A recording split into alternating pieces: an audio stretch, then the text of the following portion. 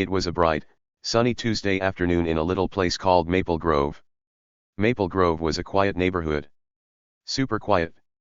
Like, so quiet you could hear a bird chirp from 3 houses away. Nothing wild or crazy ever happened there. At least, that's what everyone thought. The streets were neat, the houses were small, and the grass was always cut just right. Kids rode bikes, dogs barked sometimes, and old ladies watered their flowers. It was the kind of place where you'd think everyone knew everyone else. But maybe not everything was as boring as it looked.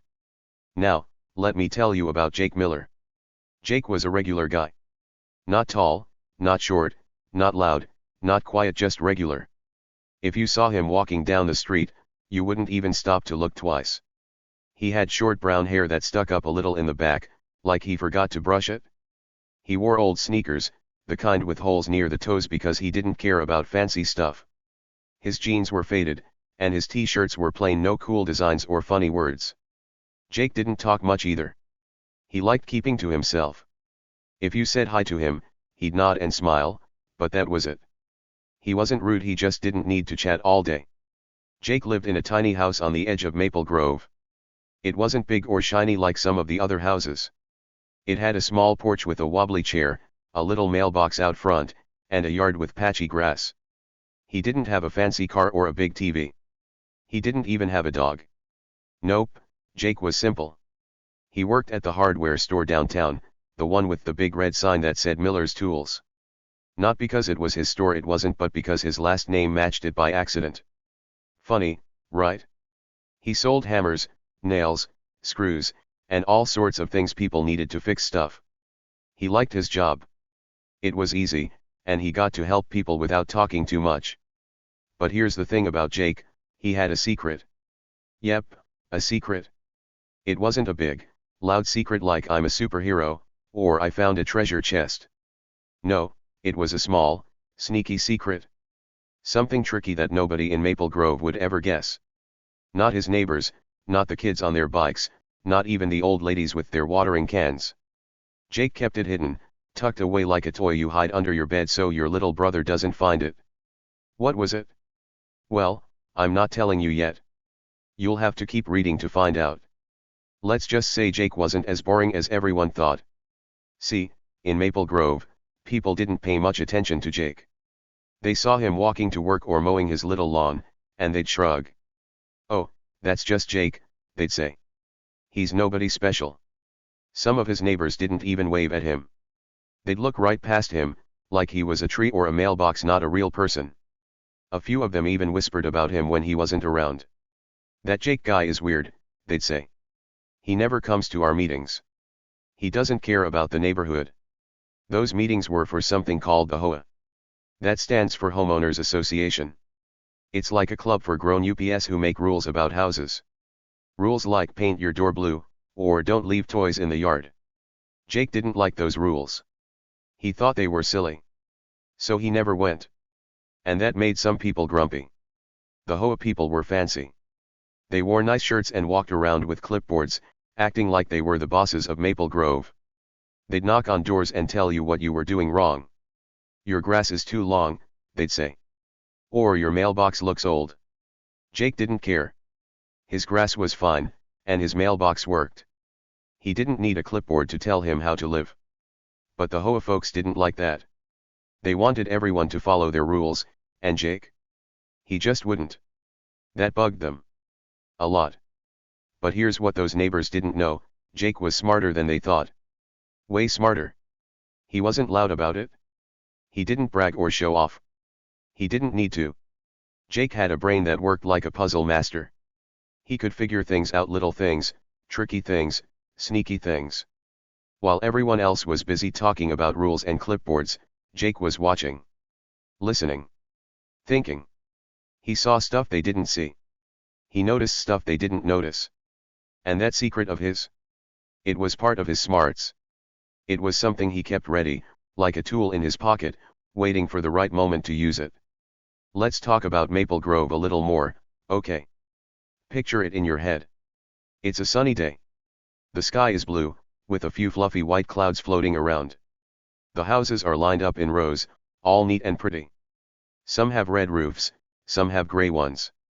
There's a park down the street with a slide and swings, where kids laugh and run around.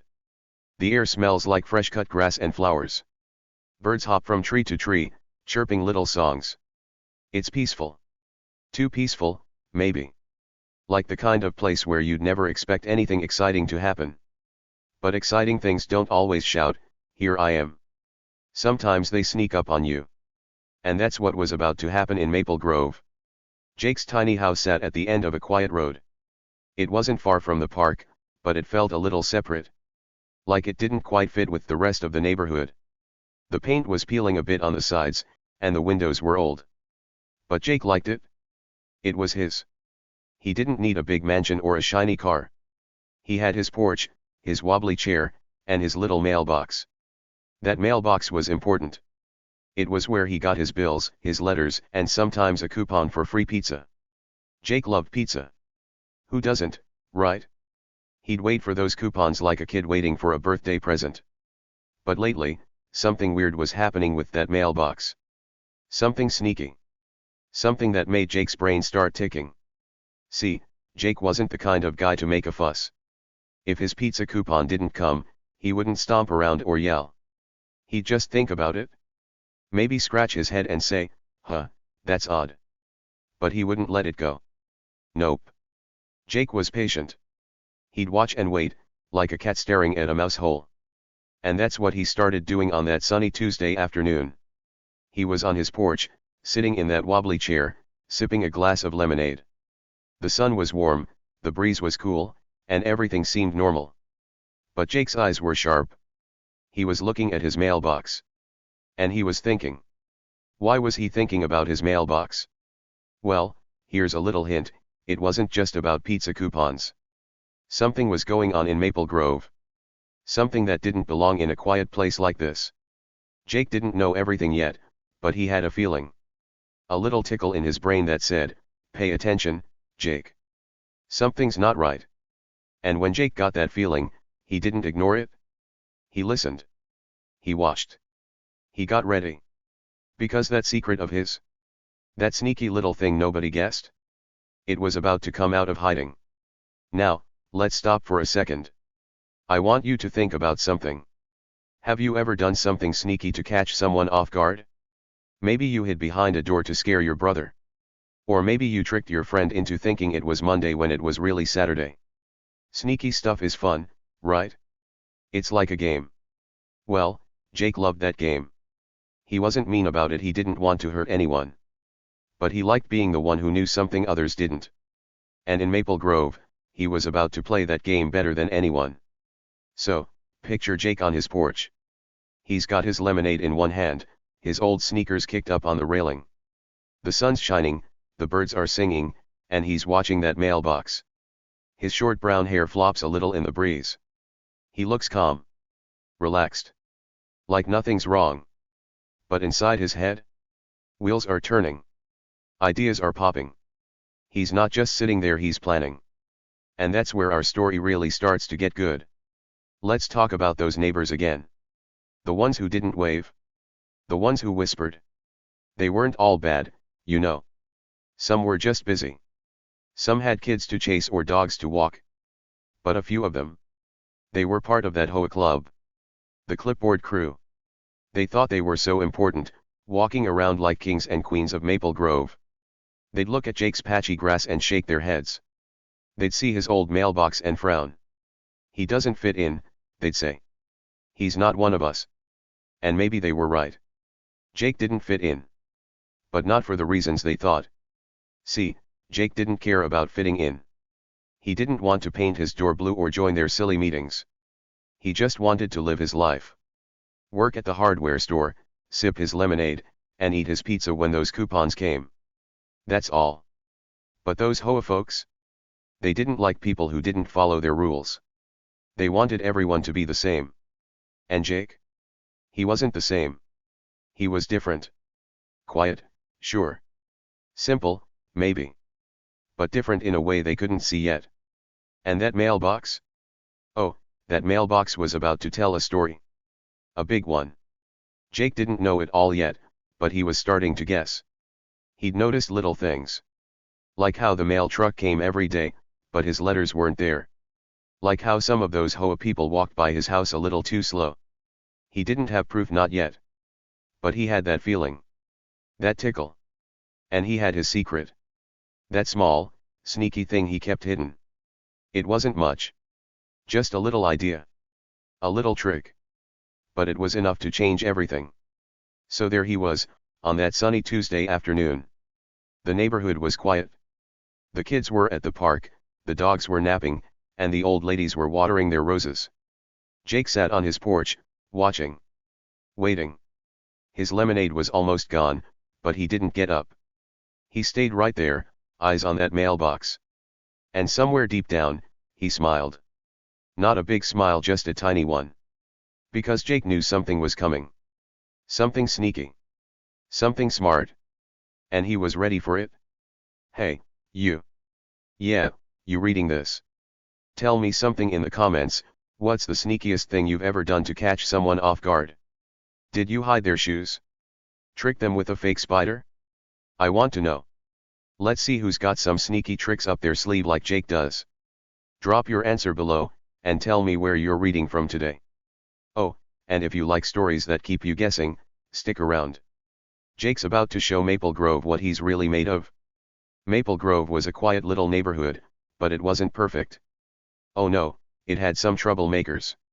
Not kids throwing rocks or dogs digging up flowers. Nope, these troublemakers were grown ups.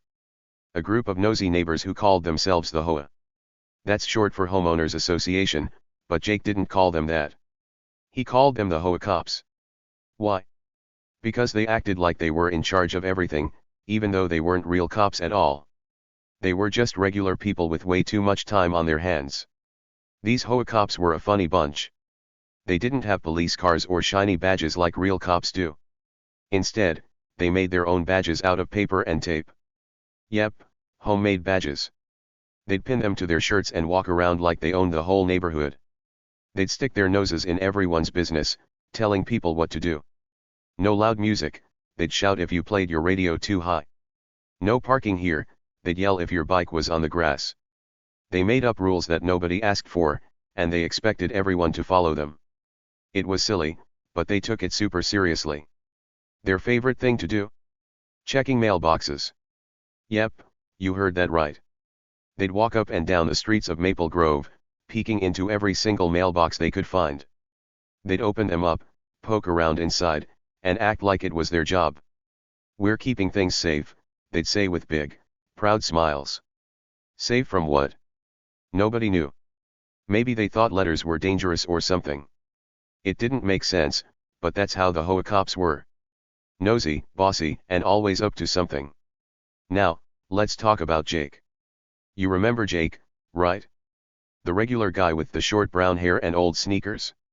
He lived in his tiny house at the edge of Maple Grove, minding his own business. He didn't bother anyone, and he didn't care about the HOA's dumb rules. But one day, something weird happened. Jake went to check his mailbox like he did every afternoon after work, and it was empty. Totally empty. No bills, no letters, not even that free pizza coupon he'd been waiting for all week. He loved those coupons. Free pizza was his favorite thing. But this time? Nothing. At first, Jake scratched his head and thought, maybe the mail truck didn't come today. That happens sometimes, right? Mail gets lost or delayed.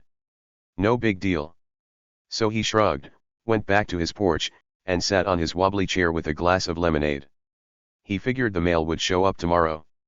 But the next day? Still nothing. No bills, no letters, no pizza coupon. His mailbox was empty again. 2 days in a row. That was strange. Jake didn't like strange. He liked things to make sense. So he started paying attention. The third day, Jake decided to watch. He didn't tell anyone. He didn't make a big fuss. He just sat on his porch after work, sipping his lemonade, pretending to relax. But his eyes were sharp. He kept them locked on that little mailbox out front. It was a plain mailbox, gray and a little rusty, sitting on a wooden post by the street. Nothing special. But Jake watched it like a hawk. He wanted to know what was going on. And that's when he saw them, the HOA cops. It was late in the afternoon. The sun was still up, but it was getting low, painting the sky with orange and pink. Jake heard footsteps. Crunch, crunch, crunch on the gravel road. He peeked over the edge of his porch and saw 3 people walking toward his house. They weren't just any people, they were the HOA cops. They had their paper badges pinned to their shirts, and they were carrying a clipboard. Always that clipboard. They looked so proud, like they were on an important mission. One of them was a tall guy named Carl. Oh, Carl was the worst. The absolute worst. Carl was big, taller than Jake by a lot. He had a loud voice that boomed across the street, and he loved telling everyone what to do. His hair was black and slicked back with too much gel, like he thought he was a movie star. He wore a bright red shirt that said Maple Grove HOA in big letters, and he always had a smirk on his face. A smirk is like a half smile, but mean. Like he knew something you didn't and thought he was better than you. That was Carl. Loud, bossy, and full of himself. The other 2 HOA cops followed him around like puppies, nodding at everything he said. Jake watched as they got closer to his mailbox. He stayed super still, like a statue, so they wouldn't notice him staring. Carl stopped right in front of the mailbox and looked around. He didn't see Jake on the porch. Jake was good at blending in. Then Carl did something sneaky. He reached out with his big hand, flipped open the mailbox lid, and peeked inside. Jake's heart started beating faster. What was Carl doing? This wasn't Carl's mailbox, it was Jake's. But Carl didn't care. He stuck his hand in, pulled out a few envelopes, and held them up to the light, like he was inspecting them. The other 2 HOA cops giggled. Anything good today, Carl? One of them asked. She was a short lady with glasses and a ponytail. Carl smirked even bigger and flipped through the envelopes. Just some junk, he said. But let's take it anyway. Take it? Jake's eyes got wide. He couldn't believe what he was hearing. Carl stuffed the envelopes into a bag, a patchy old backpack that looked like it had seen better days. Then he shut the mailbox lid with a loud clank and winked at his friends. Just making sure everything's in order, he said, loud enough for anyone nearby to hear. Jake didn't move. He didn't jump up or yell. He just sat there, gripping his lemonade glass so hard his knuckles turned white. Inside, though, he was mad. Really mad. Boiling mad, like a pot of water bubbling over on the stove. Those envelopes were his. Bills he needed to pay, letters from his cousin, and most important, that pizza coupon he'd been dreaming about. Carl had no right to take them. No right at all. But Jake didn't say a word. He nodded to himself, pretending everything was fine, and walked back inside his house. He didn't want Carl to know he'd been caught. Not yet. Inside, Jake paced around his little living room. It wasn't a big room, just a couch, a small TV, and a table with one wobbly leg. But it was his space, and he liked it. He walked back and forth, thinking hard. Why was Carl taking his mail? What was he doing with it?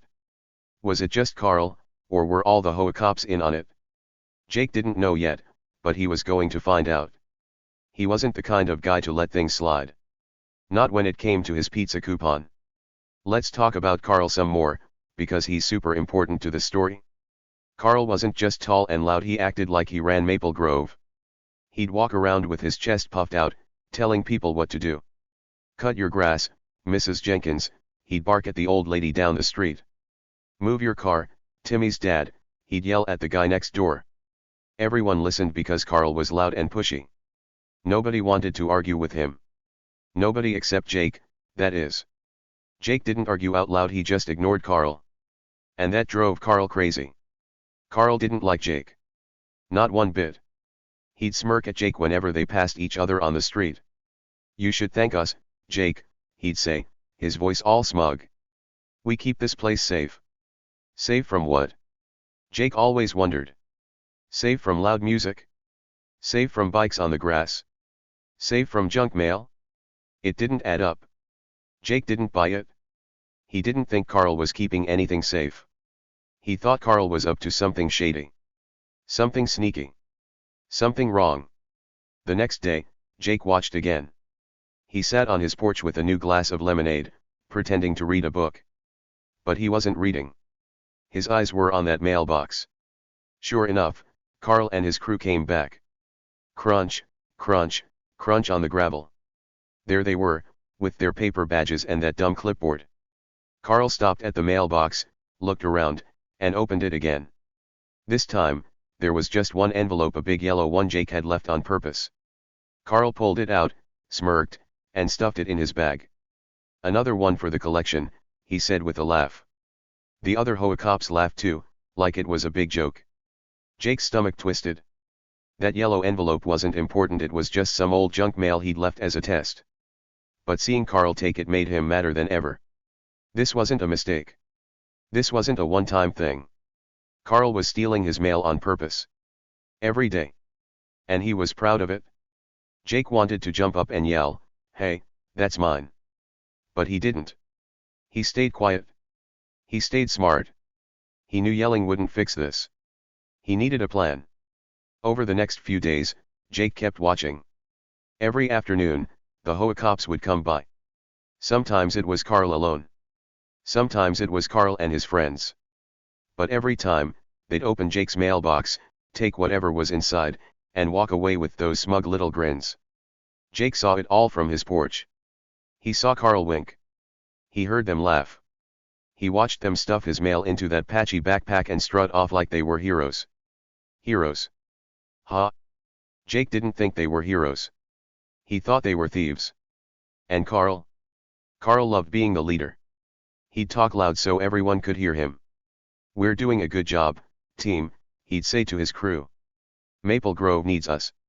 The other HOA cops would nod and smile, like Carl was the smartest guy in the world. But Jake didn't think Carl was smart. He thought Carl was mean. Mean and sneaky. And Jake wasn't going to let him get away with it. Inside, Jake was boiling. Every time he saw Carl take his mail, he got madder. His face didn't show it, he kept it calm, like always. But his heart was racing. His hands were shaky. He wanted to stop Carl. He wanted his pizza coupon back. He wanted to teach those HOA cops a lesson. But how? He couldn't just run out and grab the mail back. Carl was bigger and louder. He couldn't tell the real cops yet, he didn't have proof. He needed something better. Something sneakier. Something that would catch Carl by surprise. So Jake sat there, day after day, watching the HOA cops steal his mail. He didn't say a word. He didn't shout or cry. He just nodded and went inside, like nothing was wrong. But something was wrong. Very wrong. And Jake wasn't about to let it slide. He had that secret, remember? That small, sneaky thing nobody knew about? It was still hidden, still waiting. And soon, Carl and his HOA cops were going to find out what Jake was really capable of. Jake sat on his porch every day, watching those HOA cops take his mail. He didn't miss a single afternoon. The sun would shine, the birds would sing, and Carl would show up with his crew. Crunch, crunch, crunch on the gravel road. Jake could hear them coming from a block away. He'd sit there with his lemonade, looking calm as could be, but inside, he was steaming. His brain was buzzing. He couldn't stop thinking about his missing mail, especially that pizza coupon. Free pizza was serious business to Jake. And Carl was ruining it. Let's talk about that mailbox for a second. It wasn't fancy or new. It was just a plain gray box on a wooden post, sitting by the edge of Jake's yard. It had a little flag that went up when the mail came, but lately, that flag didn't matter. The mail would show up, and then poof, it'd be gone before Jake could grab it. He'd seen the mail truck roll by every day around 3 o'clock. The driver, a nice lady named Miss Patty, would wave at Jake as she dropped letters into his box. Jake would wave back, happy to see her. But by 4 o'clock, when Carl and his HOA cops came sneaking around, that box would be empty again. Every single time. Jake started keeping track. He wasn't the kind of guy to write big lists or anything, but he had a good memory. Monday, no mail. Tuesday, no mail. Wednesday, no mail. By Thursday, he was sure something fishy was going on. He even tested it once. He asked his cousin, Tommy, to send him a letter. Tommy lived 2 towns over and loved writing silly notes. "Hey Jake, here's a joke, why don't skeletons fight each other?" "Because they don't have the guts." That's the kind of stuff Tommy sent. Jake waited for that letter all week. He saw Miss Patty drop it in the mailbox on Friday morning. He didn't grab it right away, he wanted to see what would happen. And guess what? By Friday afternoon, it was gone. Carl took it.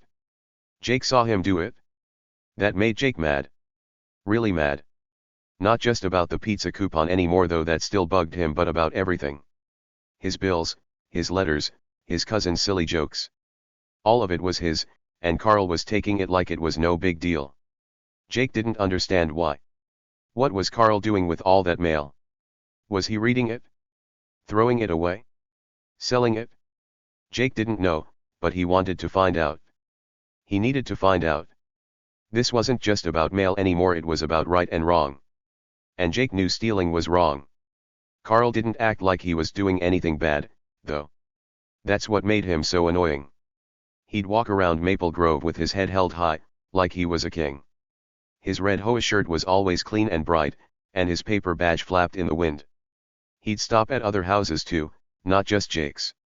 He'd peek into Mrs. Jenkins' mailbox, poke around in Timmy's dad's, and even check the old lady with the roses. Nobody stopped him. Nobody said, "Hey, Carl, that's not yours." They just let him do it. Maybe they were scared of his loud voice. Maybe they didn't care. But Jake cared. Jake wasn't scared. One day, something extra sneaky happened. Jake was on his porch, same as always, when Carl showed up alone. No crew this time, just Carl and his patchy backpack. He walked right up to Jake's mailbox, bold as could be. The sun was hot that day, and Carl was sweating a little. Jake could see the shine on his forehead from the porch. Carl opened the mailbox, pulled out a small package, not an envelope, a package, and held it up. It was a tiny brown box, the kind you get when you order something online. Jake had ordered a new pair of work gloves from the hardware store's website. Nothing fancy, just gloves. But there it was, in Carl's hands. Carl turned the box over, inspecting it like a detective. He shook it a little, like he was trying to guess what was inside. Then he smirked that mean little half smile and stuffed it into his backpack. Jake's jaw dropped. A package. Carl was taking packages now. That was a whole new level of sneaking. Jake wanted to run out and yell, "Give that back." But he didn't. He stayed quiet, watching Carl walk away with his gloves. Inside, though, he was furious. His hands shook. His face got hot. He couldn't believe it. Carl wasn't just nosy, he was a thief. A real thief. After that, Jake started noticing more. Carl didn't just take stuff from Jake's mailbox. He took stuff from everyone. Jake saw him grab a big envelope from Mrs. Jenkins' box one day. Mrs. Jenkins was a sweet old lady who baked cookies for the kids. She didn't deserve that. Another time, Jake saw Carl pull a stack of letters from Timmy's dad's mailbox. Timmy's dad worked late and didn't check his mail until night. By then, it was gone. Carl was stealing from the whole neighborhood, and nobody knew. Nobody except Jake. Jake started talking to himself about it. Not out loud, just in his head. He'd sit on his porch, sipping lemonade, and think, "Why's Carl doing this? What's he want with my gloves? What's he want with Mrs. Jenkins' mail?" He didn't have answers, but he had questions. Lots of questions. And every question made him madder. He didn't like being mad, it wasn't his style. Jake was a calm guy, a quiet guy. But Carl was pushing him. Pushing him hard. One afternoon, Carl got bold. Really bold. He didn't just take Jake's mail, he talked to Jake about it. It was a windy day, and Jake was raking leaves in his yard. He didn't have many leaves, his yard was small, but he liked keeping it tidy. Carl came strutting down the street, his red shirt flapping in the wind. He stopped by Jake's mailbox, opened it, and pulled out a handful of letters. Jake watched from the corner of his eye, pretending to focus on his rake. Carl held up the letters and called out, "Hey, Jake. You got anything good today?" Jake froze. His heart thumped loud in his chest. He didn't want to talk to Carl, but Carl was talking to him. Jake looked up, keeping his face blank. "Just bills," he said, short and simple. Carl laughed, a big, loud laugh that echoed down the street. "Bills, huh? Boring. You should thank us, Jake." We're keeping this place safe from all that junk. Then he winked, stuffed the letters in his bag, and walked off. Jake stood there, rake in hand, staring. Safe from junk? What did that even mean? Carl was taking his mail and acting like it was a favor. A favor? Jake's blood boiled. That night, Jake couldn't sleep. He lay in his little bed, staring at the ceiling. His room was small, just a bed, a lamp, and a dresser with one drawer that stuck. But it was his, and he usually slept like a rock. Not tonight. His brain wouldn't stop. He kept seeing Carl's smirk. Hearing Carl's laugh. Picturing Carl with his mail, his gloves, his pizza coupon. It wasn't right.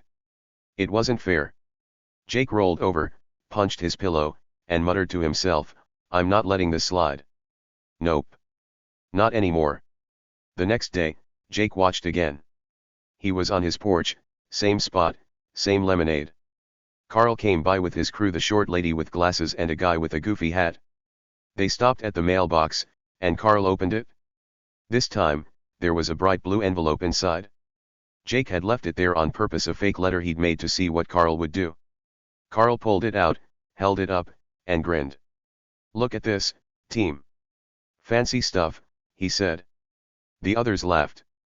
Carl stuffed it in his bag, and they walked off, chatting like it was a game. Jake didn't laugh. He didn't grin. He sat there, quiet as a mouse, watching them go. But inside, he was done. Done being quiet. Done letting Carl win. He didn't know exactly what Carl was up to, but he knew it was shady. Sneaky. Wrong. And Jake wasn't going to let it keep happening. He had that secret, that sneaky little trick up his sleeve.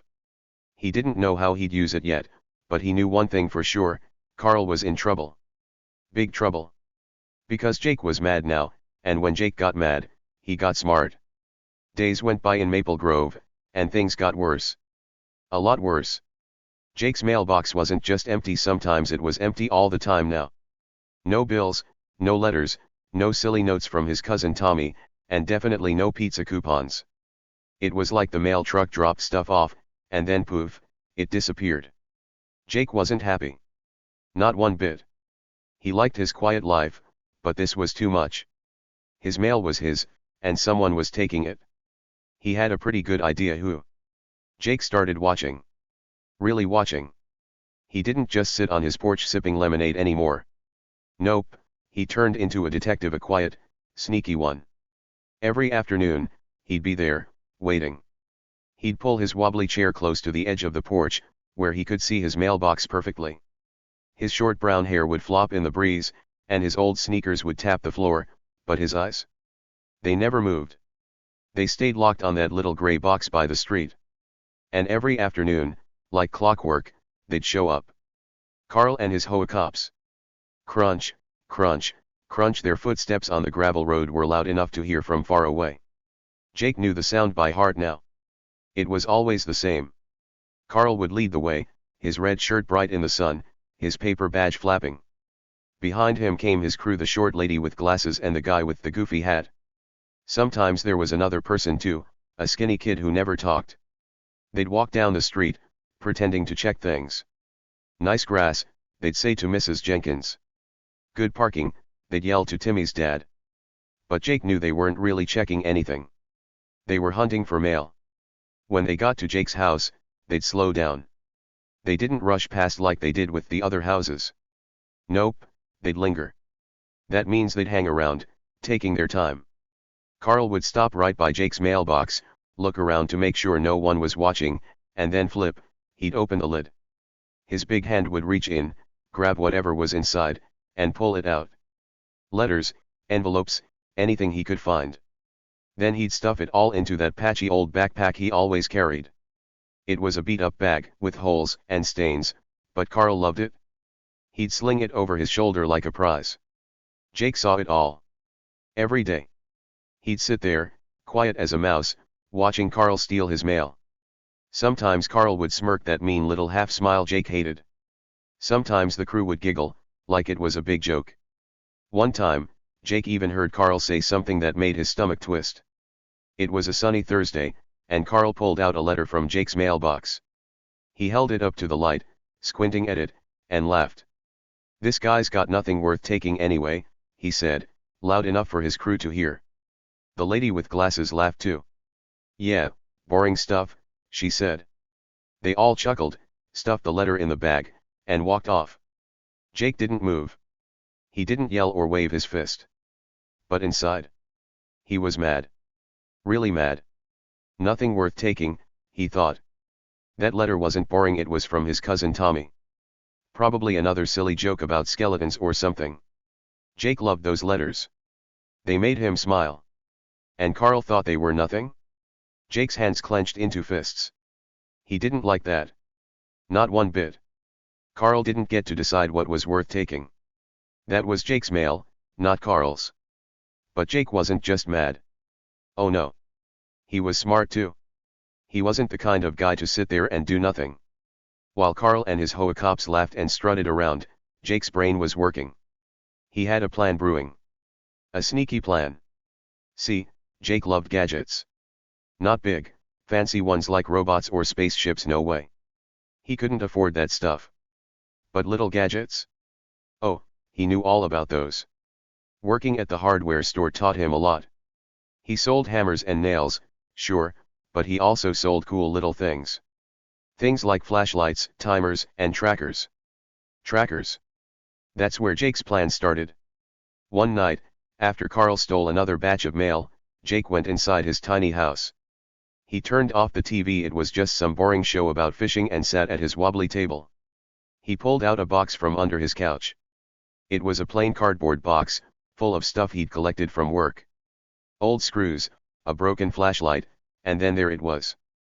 A tiny GPS tracker. It was small, about the size of a quarter, and black, like a little button. You could stick it on a keychain or hide it somewhere. Jake had bought it cheap because it was on sale. He didn't need it then, but now. Now it was perfect. Jake held the tracker in his hand and smiled. Not a big smile, just a tiny one. He wasn't a tech genius or anything. He didn't know how to build a computer or fix a car.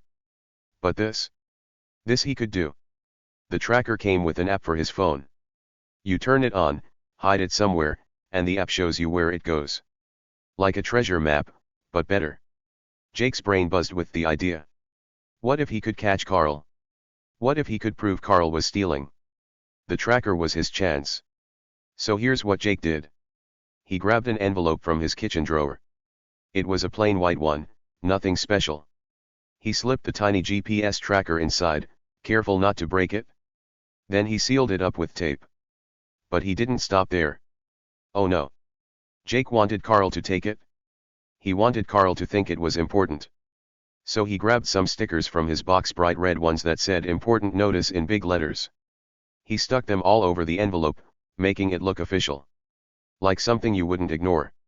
Then he wrote Jake Miller on the front, so Carl would know it was his. Perfect. The next morning, Jake walked out to his mailbox. It was early before the mail truck came. The sun was just coming up, and the air was cool. He flipped open the lid, dropped the envelope inside, and shut it tight. Then he went back to his porch and waited. He didn't sit this time, he stood by the railing, peeking out. He wanted to see everything. The mail truck came at 3, like always. Miss Patty waved, dropped some real mail in with Jake's fake envelope, and drove off. Jake nodded. Step 1 was done. Now he just had to wait for Carl. The afternoon came slow. Jake went to work at the hardware store, sold some nails, and came home. He grabbed his lemonade and sat on the porch, phone in hand. He opened the tracker app, just a blank map so far. The little dot wasn't moving yet. It was still in the mailbox. Jake tapped his foot, waiting. 4 o'clock rolled around, and crunch, crunch, crunch, there they were. Carl and his crew, right on time. Jake watched from the porch, his heart beating fast. Carl stopped at the mailbox, same as always. He looked around, sneaky as ever, and flipped open the lid. His big hand reached in and pulled out the stack of mail. Jake saw it, the red stickered envelope was right on top. Carl's eyes got wide. Whoa, check this out, he said to his crew. The lady with glasses leaned in. Important notice, huh? Fancy, she said. Carl smirked. "Let's see what Jake's hiding," he said, stuffing it into his backpack with the rest. Then they walked off, laughing like usual. Jake didn't laugh. He didn't move. He just pulled out his phone and opened the app. There it was, a little green dot on the map, blinking bright. It was moving. Jake's tiny smile got bigger. Bingo. Carl had taken the bait. He had no idea what was inside that envelope. No idea Jake was watching him. No idea what was coming. The dot moved down the street, slow and steady. Jake's heart raced. This was it. His plan was working. He sat there, staring at the phone. The dot kept going. It turned left at the park, then right past Mrs. Jenkins' house. Jake didn't know where Carl was headed, but he didn't care. He could see it. He could follow it. For the first time, he wasn't just watching Carl steal, he was doing something about it. Something sneaky. Something smart. Carl thought he was the boss of Maple Grove, but Jake was one step ahead now. Over the next few hours, Jake kept checking the app. The dot stopped sometimes, then moved again.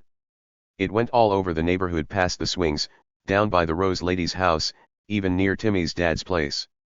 Carl was busy, that's for sure. Jake wondered what he was doing. Was he taking more mail? Hiding it? Showing it off to his crew? Jake didn't know yet, but he was going to find out. That little dot was his secret weapon. His proof. His way to catch Carl red-handed. By nighttime, Jake was buzzing with excitement. He didn't sleep much, just lay in bed, thinking. The dot had stopped moving. It was somewhere in Maple Grove, sitting still. Jake didn't know where exactly, but he'd figure it out tomorrow. He'd follow it. He'd watch. He'd see what Carl was really up to. Days had turned into weeks, and Carl's stealing had gotten bolder. But Jake was getting bolder too. He wasn't just sitting there anymore. He was fighting back, quiet and sneaky, with that tiny tracker in his pocket. Carl had no clue. None at all. He kept laughing, kept smirking, kept acting like he owned the place. But every step he took with that envelope was bringing him closer to trouble. Big trouble. Jake wasn't loud like Carl. He wasn't tall or bossy. But he was patient. He was smart. And he was ready. That little dot on his phone? It was just the start.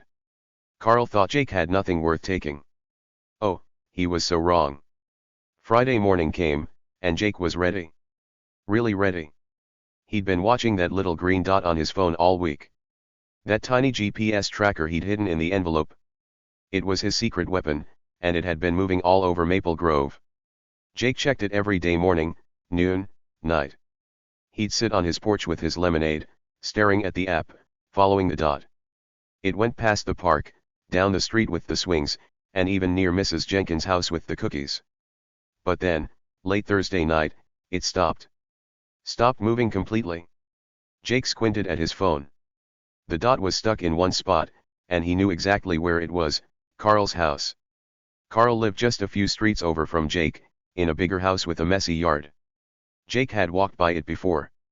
It had a rusty old bike out front, a crooked mailbox, and a garage that looked like it might fall down any day. That's where the dot was, right in Carl's garage. Jake's heart started beating fast. This was it. The tracker had led him straight to the proof he needed. All week, he'd been patient. All week, he'd watched Carl steal his mail, his bills, his letters, his pizza coupon. Now, he was going to catch him. But he had to be smart. He had to be sneaky. Jake didn't rush over right away. Nope, that wasn't his style. He waited until Friday morning, bright and early. The sun was just peeking over the trees, and the air smelled like dew and grass. Jake pulled on his old sneakers, grabbed a screwdriver from his kitchen drawer, and slipped his phone into his pocket. He didn't tell anyone what he was doing, not his cousin Tommy, not Miss Patty the mail lady, not even the birds chirping outside. This was his mission, and he was going alone. He walked down the street, keeping his head low. Maple Grove was quiet that early. Kids weren't out yet, dogs were still sleeping, and the old ladies weren't watering their roses. Jake liked the quiet. It made him feel sneaky, like a spy in a movie. He got to Carl's house and stopped across the street, hiding behind a big oak tree. He peeked out. Carl's red HOA shirt was hanging on the porch railing, flapping in the breeze. The garage door was shut tight, with a rusty lock on it. That's where the dot was. That's where Jake's mail was. He just knew it. But Jake didn't go in yet. He had to wait for Carl to leave. Carl always did his patrol around 10 in the morning, walking around with his crew, acting like the boss of Maple Grove. Jake checked his phone. It was only 8. 2 hours to go. He sat down behind the tree, pulled out a granola bar from his pocket, and munched on it while he waited. The granola bar was crumbly and a little stale, but Jake didn't care. He was too excited to care. His stomach was flipping, his hands were shaky, and his brain was buzzing. This was the big moment. At 10 o'clock sharp, Jake heard footsteps. Crunch, crunch, crunch on the gravel. He peeked around the tree and saw Carl step out of his house. He was wearing that bright red shirt, his paper badge pinned to his chest, and that patchy old backpack slung over his shoulder. Carl looked proud, like always. He called out to his crew waiting down the street and started his patrol. "Let's keep this place in order, team," he yelled, his voice loud and bossy. The lady with glasses and the guy with the goofy hat nodded, and off they went. Jake watched them disappear around the corner. Perfect. The coast was clear. Jake didn't waste a second. He jumped up, brushed the granola crumbs off his jeans, and ran across the street. His sneakers slapped the pavement, but he didn't care if anyone heard. He got to Carl's garage and stopped. The door was old and wooden, with peeling paint and a big padlock holding it shut. Jake pulled out his screwdriver. It wasn't a fancy tool, just a little one he used to fix his wobbly table. But it would work. He stuck it into the lock, wiggled it around, and twisted hard. He wasn't a lock-picking expert or anything, he'd seen this in a movie once and hoped it'd work. His hands were sweaty, and the screwdriver slipped a few times. Come on, he thought. Then click. The lock popped open. Jake grinned. He had guts, and it was paying off. He pushed the garage door up slow, so it wouldn't creak too loud. It rolled up with a groan, and Jake ducked inside fast. He pulled the door back down behind him, leaving it open just a crack for light. Then he turned around and wow! Jackpot! Total jackpot! The garage was a mess, like a junk pile exploded. There were old bikes with flat tires, rusty tools, a broken lawnmower, and stacks of boxes everywhere. But that wasn't what made Jake's eyes go wide. No, it was the mail. Stacks and stacks of mail, piled up like treasure. There were hundreds of envelopes, white ones, yellow ones, big ones, small ones. Packages, 2 brown boxes, bubble mailers, even a few with bright wrapping paper. Jake stepped closer, his sneakers crunching on the dirty floor. He saw birthday cards, still sealed shut with little balloons on them.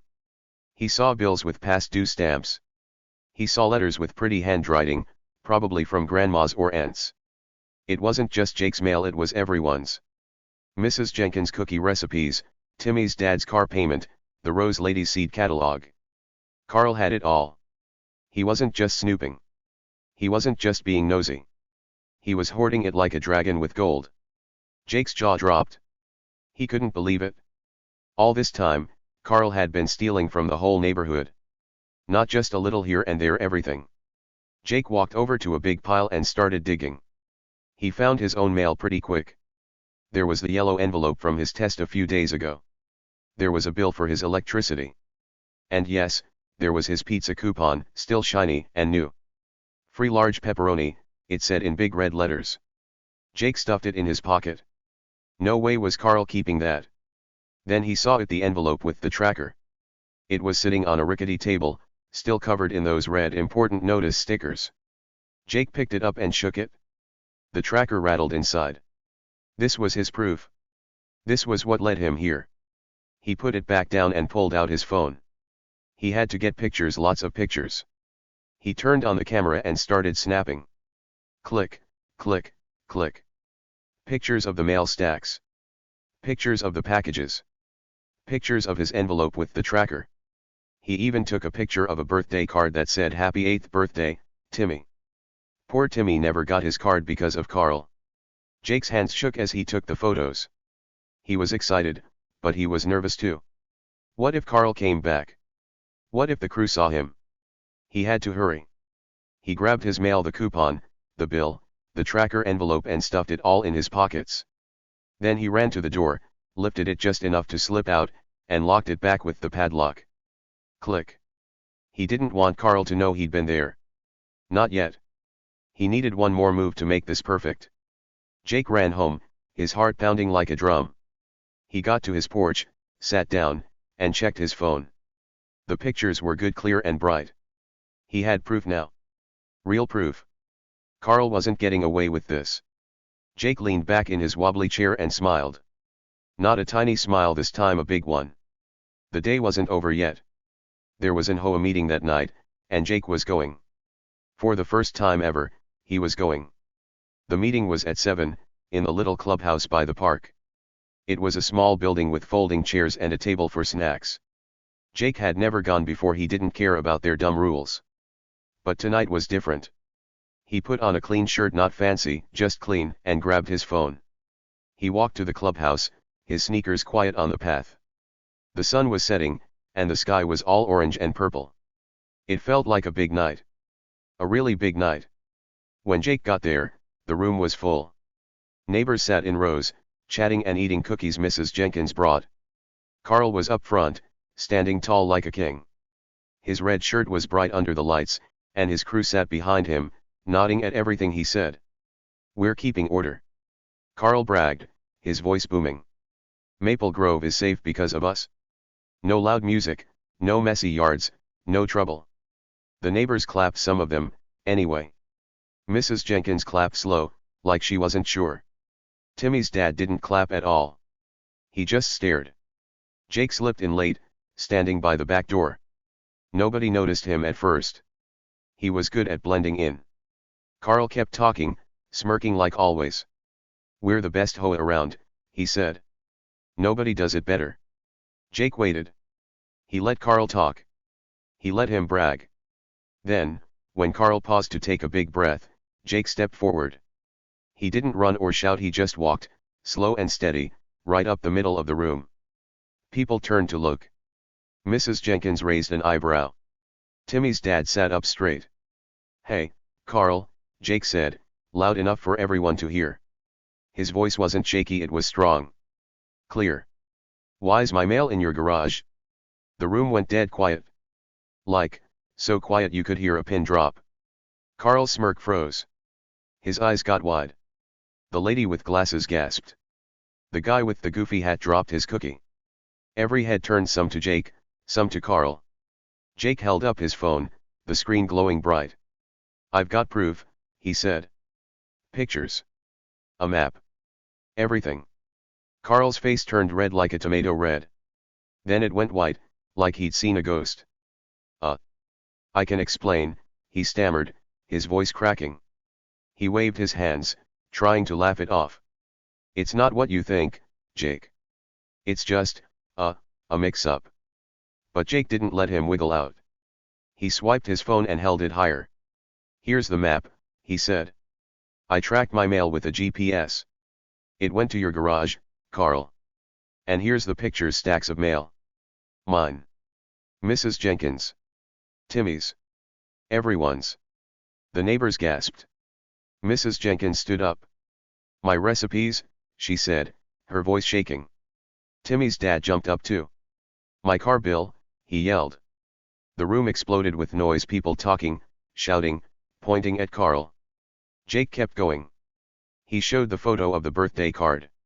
"Timmy never got this," he said. "Because you took it, Carl." Then he showed his pizza coupon. "And this? This is mine. You don't get to take it." Carl backed up, bumping into the table. Wait," he said, his voice high and squeaky. I was keeping it safe." "Yeah, safe. From, thieves. But no one bought it? Not a single person?" Mrs. Jenkins shook her head. Timmy's dad crossed his arms. The Rose lady muttered, "Liar." Jake just stood there, phone in hand, letting the pictures do the talking. Carl was caught. Totally caught. The room stayed loud, neighbors yelling, Carl stammering, the crew looking lost. Jake didn't say more. He didn't need to. He dropped the bomb, and it worked. Carl's big talk, his smirks, his bossy rules, they were done. Jake had proof, and everyone saw it. The quiet guy with the old sneakers had beaten the loud guy with the red shirt. And it felt good. Really good. The next day, Saturday, was a big one in Maple Grove. The sun came up bright and warm, like it knew something exciting was happening. Jake woke up early, still buzzing from the night before. That HOA meeting? Oh, it had been wild. He'd shown everyone the pictures, the map, the proof, and Carl's face had turned all red and white like a clown. Jake smiled thinking about it. He didn't smile big a lot, but today? He couldn't help it. He'd caught Carl. He'd won. Jake pulled on his old sneakers and walked out to his porch. His wobbly chair was still there, his lemonade glass from yesterday sitting on the railing. He looked at his mailbox, his little gray mailbox that started all this trouble. It was empty now, but that was okay. He had his pizza coupon back, safe in his pocket. He patted it through his jeans, just to make sure. Yep, still there. Free large pepperoni. Today was going to be a good day. But then he heard something. Sirens. Loud ones. Wee-oh-oh, wee-oh-oh. Jake peeked down the street and saw them, 2 real police cars, with flashing red and blue lights, rolling into Maple Grove. They weren't fast, just steady, driving right toward Carl's house. Jake's eyes got wide. Real cops? Not the fake HOA cops with their paper badges, these were the real deal. He stepped off his porch and walked a little closer, staying by the big oak tree where he'd hidden yesterday. He wanted to see this. The police cars stopped in front of Carl's house. The rusty bike was still out front, the red HOA shirt still flapping on the porch. 4 cops got out, 2 tall ones and 2 shorter ones, all wearing blue uniforms and shiny badges. Real badges. They walked up to Carl's door and knocked. Bang, bang, bang. Loud enough to wake the whole neighborhood. Jake stayed behind the tree, watching. Neighbors started peeking out too. Mrs. Jenkins opened her window. Timmy's dad stepped onto his lawn. The Rose lady stood by her gate, holding a watering can. Everyone wanted to know what was going on. The door opened, and there was Carl. He looked messy, his hair was all wild, not slicked back like usual, and he was wearing a wrinkled t-shirt instead of his fancy red one. He squinted at the cops, rubbing his eyes like he'd just woken up. "What's this about?" he said, his voice loud but shaky. One of the tall cops stepped forward. "Carl Thompson," he said. "We've got a report about stolen mail. A lot of stolen mail. Mind if we take a look?" Carl's face went white again. Stolen. No, that's crazy," he said, waving his hands. But the cops didn't listen. They walked right past him, into the house. Jake watched it all. He didn't cheer or jump, he just stood there, quiet, letting it happen. The cops were in there for a while. 10 minutes, then 20. Neighbors started whispering. "What's going on?" Mrs. Jenkins asked Timmy's dad. "Something about mail," he said back. The Rose lady shook her head. "I knew Carl was trouble," she muttered. Jake didn't say anything. He didn't need to. He knew what they'd find. Sure enough, the cops came out and they weren't empty-handed. One of them carried a big box, stuffed with envelopes and packages. Another had Carl's patchy old backpack, overflowing with mail. The tall cop held up a stack of letters and turned to Carl. "Care to explain this?" he said. Carl stammered. I was just holding it. For safety. You know, to keep it safe." The cop raised an eyebrow. "Safe, huh?" "For months," he said. Carl gulped. He didn't have an answer. Turns out, Carl had been stealing mail for a long time, months and months. Not just from Jake, but from everyone in Maple Grove. The cops found out why, too. It wasn't just for fun. Carl was looking for stuff he could use. Credit card offers with secret numbers he could steal. Gift cards he could spend. Checks he could cash. He'd even opened some birthday cards and taken the money inside, $5 here, $10 there. Little Timmy's $8. Gone. Carl took it all. He wasn't just nosy, he was a real crook. The cops didn't mess around. They put handcuffs on Carl, shiny silver ones that clicked loud. "You're coming with us," the tall cop said. Carl tried to argue. Wait. It's a mistake. "I can explain," he yelled, his voice high and squeaky. But they didn't wait. They walked him to the police car, his head hanging low. His crew, the lady with glasses and the guy with the goofy hat, stood on the lawn, looking lost. "What do we do now?" the lady whispered. The guy shrugged. "I dunno," he said. The HOA cops were done. Finished. Over. They pushed Carl into the back seat of the car. He was muttering excuses the whole time. "It's not my fault. I didn't mean it. Someone else did it." But nobody listened. The door slammed shut, and the siren started again. Wee-oh-oh, wee-oh-oh. The cars pulled away, kicking up gravel, and Carl was gone. Jake watched from the tree, his hands in his pockets. He didn't say a word. He didn't need to. Justice was served. The neighborhood went crazy after that. People spilled out of their houses, talking all at once. Mrs. Jenkins waved her arms. "He took my recipes," she said. Timmy's dad nodded. "And my car bill. I got a late fee because of him." The rose lady marched over. "My seed catalog never came. I had to buy roses late." Everyone had a story. Everyone was mad. But then they saw Jake, standing quiet by the tree, and things changed. Mrs. Jenkins walked over first. She was short and round, with gray hair and a big smile. "Jake," she said. "You did this? You caught him?" Jake shrugged, his cheeks a little red. "Yeah, I guess," he said. She clapped her hands. "Well, I didn't know you had it in you. You're a hero." Timmy's dad came next. "Good job, Jake," he said, patting Jake's shoulder. "Didn't think you'd be the one to stop him." The rose lady nodded. "Smart boy," she said. Even little Timmy ran up. "Did you get my birthday card back?" he asked, his eyes big. Jake pulled it out of his pocket, the one with balloons, and handed it over. "Here you go," he said. Timmy cheered. "Thanks, Jake." More people came. Neighbors who'd never waved at Jake before were suddenly smiling, thanking him, shaking his hand. "You saved us," one said. "Carl's been a pest forever," said another. Jake didn't know what to say. He wasn't used to this people noticing him, talking to him, liking him. He just shrugged again. "It's no big deal," he said. But it was a big deal. A really big deal. He didn't need their applause, he'd already won. But it felt nice anyway. The buzz lasted all day. People stood in their yards, telling the story over and over. Jake tracked him with a gadget. Mrs. Jenkins said.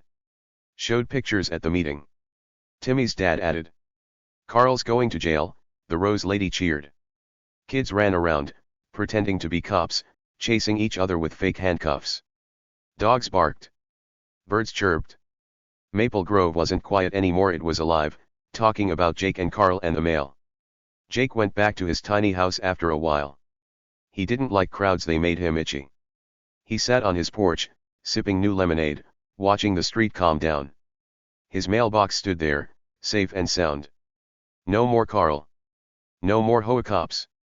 Nobody touched it now. Jake checked it just to be sure and found a new letter from Miss Patty. "Mail's back to normal," it said. "Thanks, Jake." He smiled. Normal was good. Then he remembered the pizza coupon. Oh yeah, the best part. He pulled it out, smoothed it flat, and grabbed his phone. He called the pizza place downtown, Tony's Pizza, his favorite. "1 large pepperoni," he said. "Free coupon." The guy on the phone laughed. "Heard about you, Jake. Pizza's on the way." Jake hung up and leaned back in his chair. He'd celebrate today. He'd earned it. The pizza came fast, hot and cheesy, with pepperoni piled high. Jake set it on his wobbly table, grabbed a slice, and took a big bite. Mmm. Perfect. The crust was crispy, the sauce was tangy, and the pepperoni was spicy, just how he liked it. He ate half the pizza right there, grinning with every bite. Carl was gone, the mail was safe, and Jake had his reward. Life was good. By Sunday, things settled down. The cops had taken all the mail from Carl's garage, boxes and boxes of it. They gave it back to everyone. Mrs. Jenkins got her recipes. Timmy's dad got his car bill. The Rose lady got her seed catalog. Timmy got his $8 from his birthday card.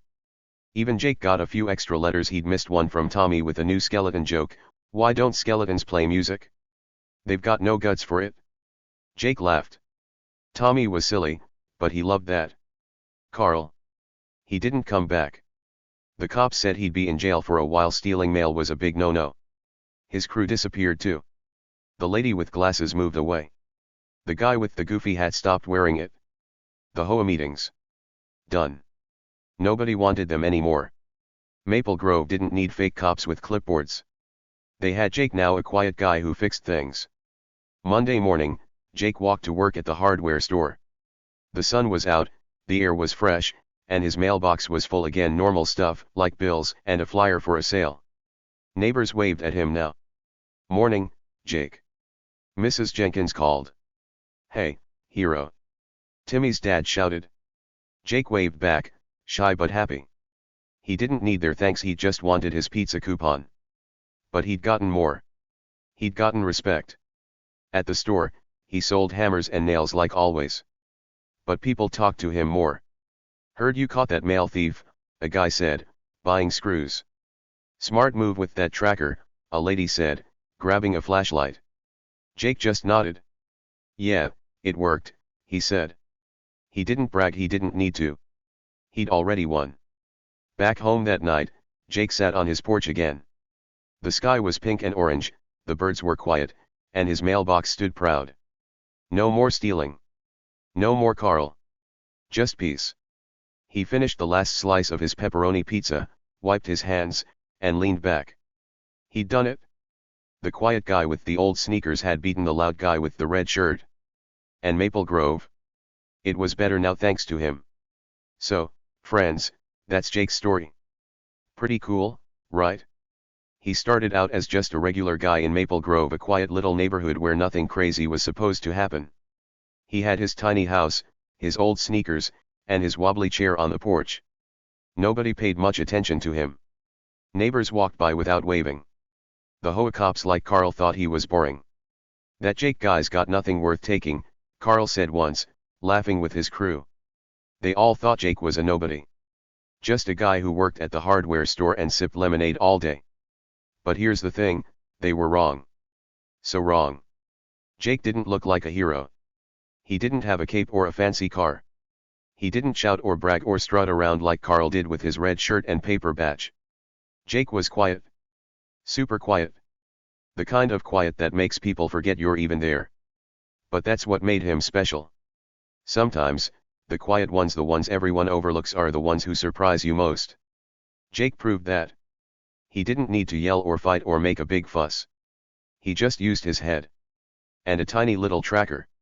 And that was enough to change everything. Let's think about that for a second. Jake didn't win because he was loud or strong.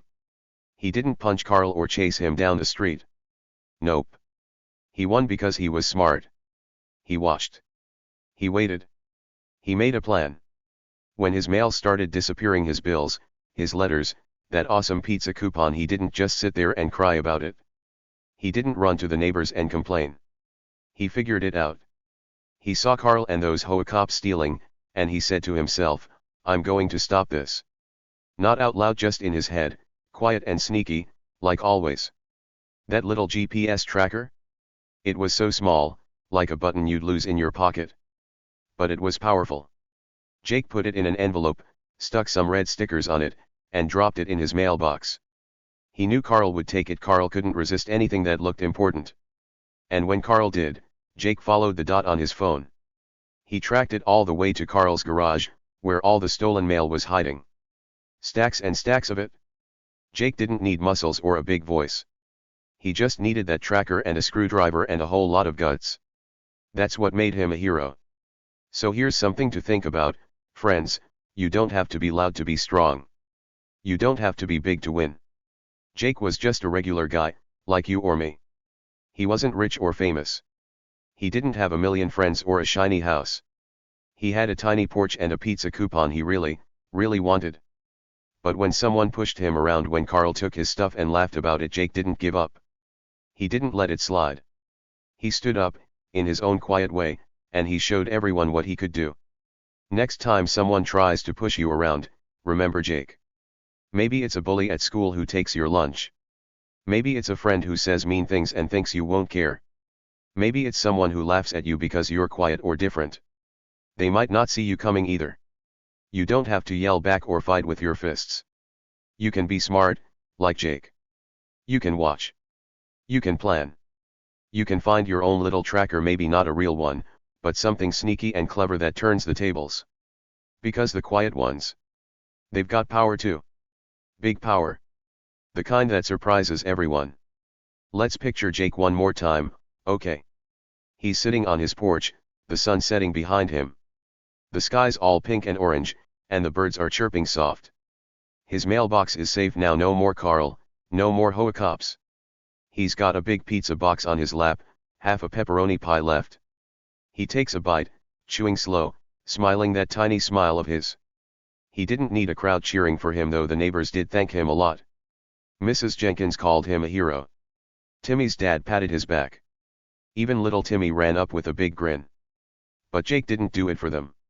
He did it for himself. Because it was right. Because he wanted his mail back. Because he wasn't going to let Carl win. And Carl? Oh, Carl didn't win. Not even close. He thought he was the boss of Maple Grove, strutting around, stealing mail, acting like he owned the place. He took credit cards and gift cards and birthday money, thinking nobody would catch him. But Jake did. Jake showed up at that meeting, held up his phone, and dropped the bomb. "Why's my mail in your garage?" he said, and Carl's whole world fell apart. The cops came, the handcuffs clicked, and Carl was gone. Muttering excuses all the way to the police car. "It's not my fault," he said. But it was. And everyone knew it. That's the cool thing about this story, friends. It's not just about mail or pizza, though that pizza sounded yummy, right? It's about standing up. It's about using what you've got, even if it's not much. Jake didn't have a lot, just a tiny house, a hardware store job, and a cheap tracker. But he made it work. He turned his little bit into a big win. And you can too. Whatever you've got, smarts, patience, a good idea, you can use it. You don't need to be the loudest kid in the room. You just need to be you. So what do you think? Would you have done the same? If someone was taking your stuff, like your favorite toy or your homework, would you sit back or fight back? Maybe you'd yell and tell a teacher. Maybe you'd make a sneaky plan like Jake. There's no wrong answer, it's about what feels right for you. Jake's way was quiet and clever, and it worked. Maybe your way is different, and that's okay. I'd love to hear about it. Drop a comment below and tell me, what would you do? How would you catch a sneaky thief like Carl? Let's see who's got some cool ideas. And hey, if this story got your heart racing, if you were cheering for Jake when he walked into that meeting, or laughing when Carl got caught, give it a thumbs up. It's fun to know you liked it. Stories like this are all about surprises, and Jake was the biggest surprise of all. The quiet guy with the old sneakers turned out to be the strongest one in Maple Grove. Who knew, right? Let's talk about Carl for a minute. He thought he was so smart, didn't he? Stealing mail, smirking at everyone, acting like the king of the neighborhood. He pushed people around because he could. He took Jake's pizza coupon because he thought Jake wouldn't care. But bullies like Carl? They don't always win. Sometimes they trip over their own feet or their own patchy backpacks and fall flat.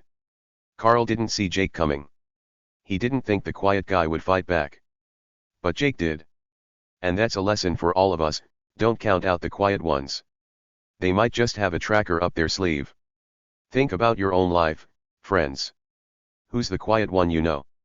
Maybe it's a kid at school who doesn't talk much. Maybe it's your little brother who sits in the corner with his toys.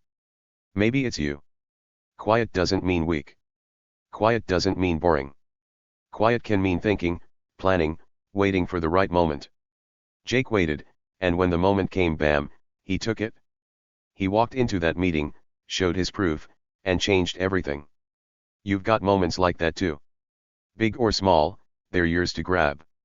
What about Maple Grove? It's different now. No more HOA cops bossing everyone around.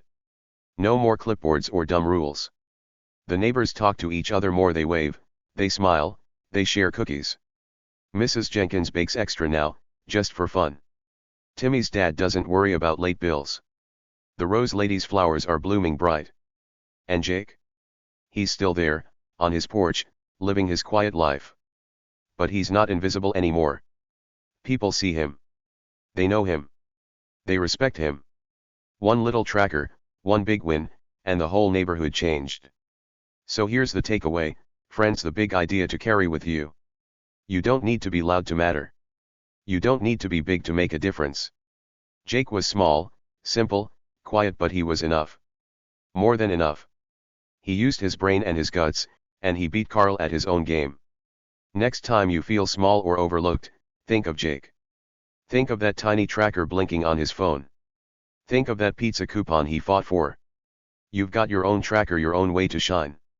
You just have to find it. Let's imagine one last thing. Picture yourself on Jake's porch with him. The sun's going down, the air's cool, and there's a slice of pepperoni pizza left. He hands it to you and says, "Thanks for sticking with me." You take a bite, it's cheesy and warm, and you smile. Jake smiles back, that tiny smile of his. "Sometimes the quiet ones win," he says. And you nod, because he's right. You're one of the quiet ones too, maybe. Or maybe you're loud and proud. Either way, you've got power. You've got a chance. And nobody, no bully, no Carl can take that from you. So what's your story going to be? Will you wait like Jake, plan like Jake, win like Jake? I bet you will. I bet you've got something sneaky and smart inside you, just waiting to come out. Tell me about it in the comments. What's your tracker? What's your pizza coupon, the thing you'd fight for? And where are you reading this from today? I want to know. If Jake's adventure made you cheer or think or laugh, give it a thumbs up. It's your way of saying, "Good job, Jake." And trust me, he'd appreciate it. See you in the next one, friends. Keep being you, quiet or loud, big or small. You've got what it takes to surprise the world, just like Jake did. Bye for now.